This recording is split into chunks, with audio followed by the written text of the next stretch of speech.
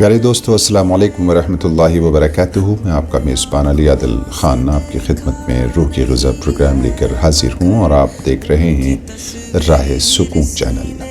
میں موجود ہے جس نے لا کر حسن کردار سے نور مجسم ہو جا، کہ ابلیس بھی تجھے دیکھے تو مسلمان ہو جائے۔ الہی دیا حضرت سیدنا ام خلاد رضی اللہ تعالیٰ عنہ کے صاحبزادے جنگ میں شہید ہو گئے۔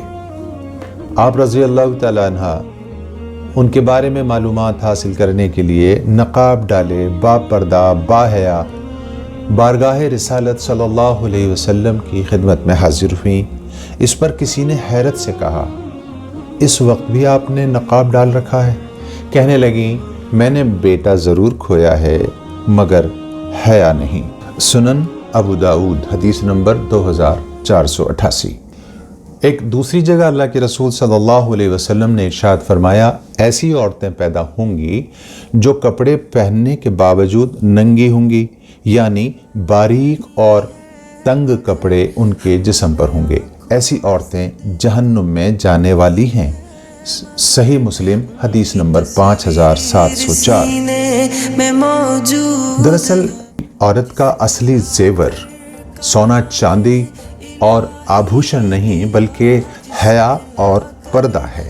حیا اور پردہ، کتنی عجیب بات ہے نا دوستو، کہ سر پر ہیلمٹ نہ ہو تو چالان، لیکن سر پر دوپٹہ نہ ہو تو کوئی فرق نہیں پڑتا۔ جان قیمتی ہے تو کیا ایمان قیمتی نہیں؟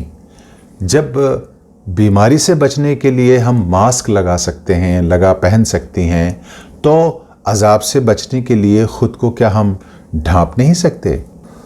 دراصل عورت کی زینت اپنے شوہر کے لیے ہے، صرف شوہر کے لیے۔ لیکن دوستو، بڑی عجیب سی بات ہے کہ آج جو عورتوں کا میک اپ غیر مردوں کے لیے ہے، باہر والوں کے لیے ہے، جو بالکل بھی جائز نہیں ہے، جبکہ اپنے مردوں کے سامنے ان کو سنگار کر رہنا ان کے لیے عبادت ہو سکتی ہے۔ اللہ تبارک و تعالیٰ تمام امت کی عورتوں پر رحم فرمائے۔ حالانکہ میری دعا سے تو اللہ کی رحمت نہیں برسے گی، عمل سے رحم آئے گا۔ سوال یہ پیدا ہوتا ہے کہ مردوں پر کیا کچھ لازم نہیں؟ ہاں، مردوں کی بھی آنکھوں کا پردہ ہے، مردوں کی زبان کا بھی لحاظ ہے۔ مرد اپنی زبان اور آنکھ کا بھی پردہ کریں، اور سوچ کا بھی اور فکر کا بھی۔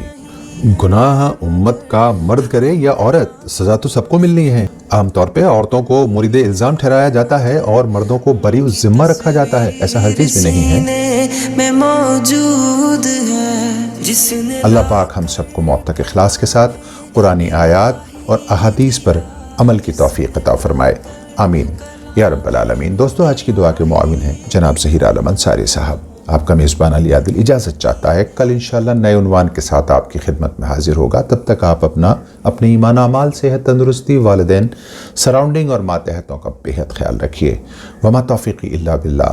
اللہ نگہبان۔